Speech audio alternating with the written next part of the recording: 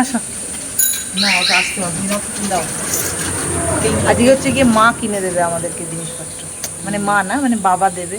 তাই মা নিয়ে যাচ্ছে হচ্ছে আমাদের মার্কেটিং করাতে, আমায় আর বৌদিকে নিয়ে যাচ্ছে, তাই তো। বৌদির অবস্থা খুবই শোচনীয়। কাঁদতে কাঁদতে যাচ্ছে।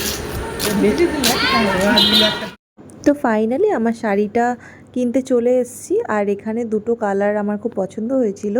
তো আর এখানকার কালেকশানগুলো তো এর আগেও তোমাদেরকে দেখিয়েছি, আমার খুব ভালো লেগেছিলো, প্রত্যেকটা কালেকশানই খুব সুন্দর। সবথেকে বড় কথা, শাড়িগুলো এত সফট, মানে জাস্ট দারুণ। আর এগুলোকে বলে বোধহয় মাহেশ্বরী ব্লক, এরকমই কিছু নাম দেখলাম। আচ্ছা, এটা হচ্ছে বিন্দির কাউন্টার, আমি এখান থেকে নিয়েছি শাড়ি। আর তোমরা যারা যারা চাইছো তারা তারা অবশ্যই চলে এসো দীপান্বিতাতে। আর এখানে এই কাউন্টারে অনেক ধরনের ভ্যারাইটি শাড়ি আমি তোমাদের কালকের ব্লগেও দেখিয়েছি। তো আমার তো কেনাকাটা হয়ে গেছে, তোমরাও চলে এসো। এখানে চুড়িদারের কাউন্টারে এসেছিলাম, মানে এটা অন্য একটা দোকান। তো দাদাকে বললাম, দাদা কিছু চুড়িদার তুমি বেছে দাও, মানে বার করে দাও, আমি একটু সবাইকে দেখাই। আর এটা এখানে বৌদির জন্য কেনাকাটা হচ্ছিল। তো বাবা বৌদিকেও বলেছিল যে শাড়ি তো বৌদি পরে না তো খুব একটা, তো সেই জন্য ওকে কুর্তি বা চুড়িদার যেটা পছন্দ হয় সেটা কিনে দেওয়ার কথা বলেছিল। তো যাই হোক, আমরা বৌদিকে নিয়ে এখানে চলে এসেছিলাম।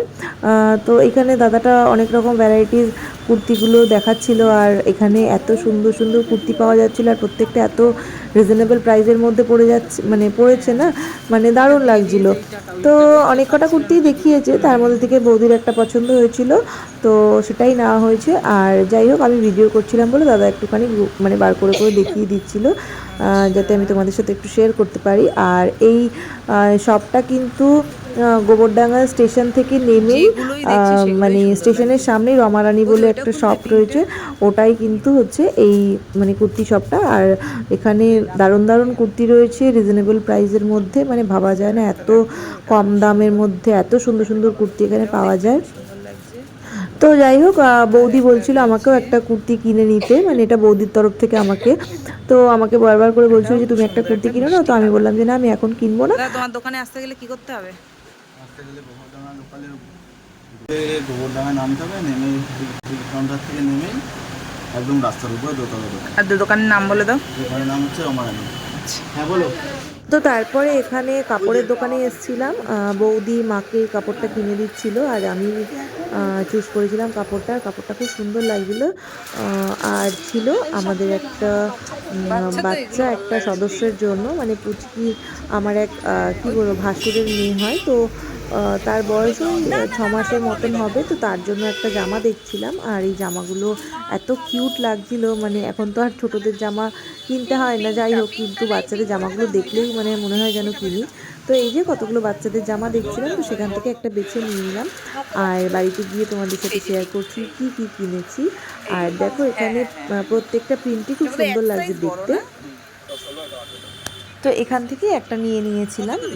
তারপরে মা গেছিলো একটুখানি ঠাকুরের বাসন কোসনের দোকানে, তো সেখান থেকে কিছু জিনিসপত্র কিনে নিল। আর এদিকে আমার একটু বাড়িতে আসার তাড়া ছিল, আর তারপরে মেয়ে বলেছিল একটু অরুণ আইসক্রিম খাবে, তো ওর জন্য একটা আইসক্রিম কিনে তারপরে বাড়ির দিয়ে গেলাম।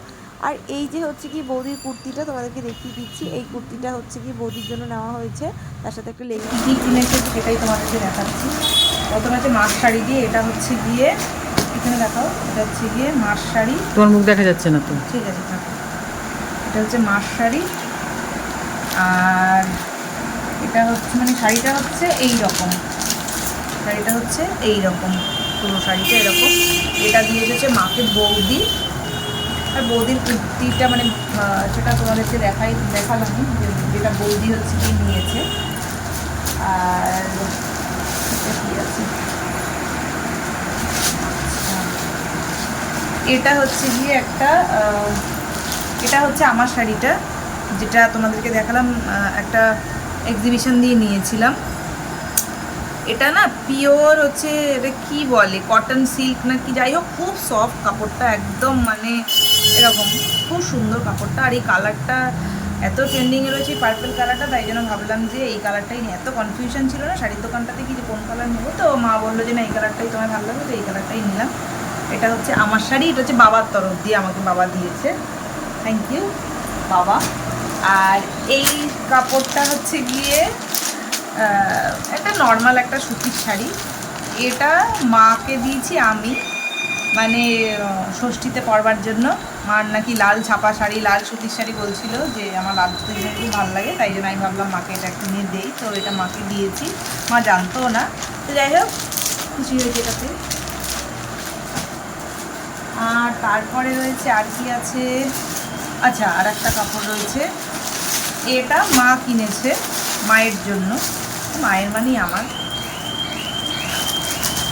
এটা হচ্ছে গিয়ে শাড়িটা, এটা কি শাড়ি বলবো, এই শাড়িগুলো পিওর সিল্ক গোছের একটা শাড়ি। এই শাড়িটা হচ্ছে গিয়ে, শাড়িটা খুব সুন্দর, কালারটাও খুব সুন্দর, জানি না কতটা এসছে কালারটা, কিন্তু পুরো নেভি ব্লু একটা কালার। এটাও খুব ভালো লাগছে। এটা হচ্ছে কি, এটা মা কিনেছে। আর পুচকিতে জামাটা দেখছি। হ্যাঁ, আর বৌদি আমায় দিয়েছে, বৌদি আমায় টাকা দিয়েছে, বলেছে তুমি যেটা তোমার কেনা আমার কাপড়ের তলায় কিনে নাও। আচ্ছা, আর একটা জিনিস দেখাই তোমাদেরকে। এইটা হচ্ছে, এই দেখো একটা জামা, এটা হচ্ছে আমার এক ভাসুরের মেয়ের জন্য, মানে পুচকি, সে 6 মাস হয়তো বয়স কিনা আমি বলতে পারবো না, তাও আমি জানি না, বোধহয় 6 মাস। আর কি সুন্দর দেখো জামাটা, এত কিউট জামাটা, মানে এত কিউট লেগেছে আমার জামাটা, খুব ভালো লেগেছে। তো এই জামাটা হচ্ছে ওই পুচকেটার জন্য, আমি দেখিও নি ওকে এখনো। তো যাই হোক, তো ওর জন্য ওই পুজোতে একটা জামা নিয়ে নিলাম, জানি না কবে দেখতে পাবো ওকে, একদম ছোট। যাই হোক, ওই পুচকে সদস্যর জন্য এই একটা জামা। দেখতে পাবো না, কবে দেখতে যাবো, মানে কবে দেখতে যাবো আর কি ওকে। হ্যাঁ, কবে দেখতে পাবো না, মানে কবে দেখতে যাবো ওকে।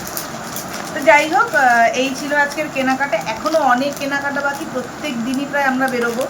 তো প্রত্যেক দিন তোমাদের সাথে নতুন নতুন ব্লগ শেয়ার করবো। তোমরা সঙ্গে থেকো আর দেখতে থাকো ব্লগ।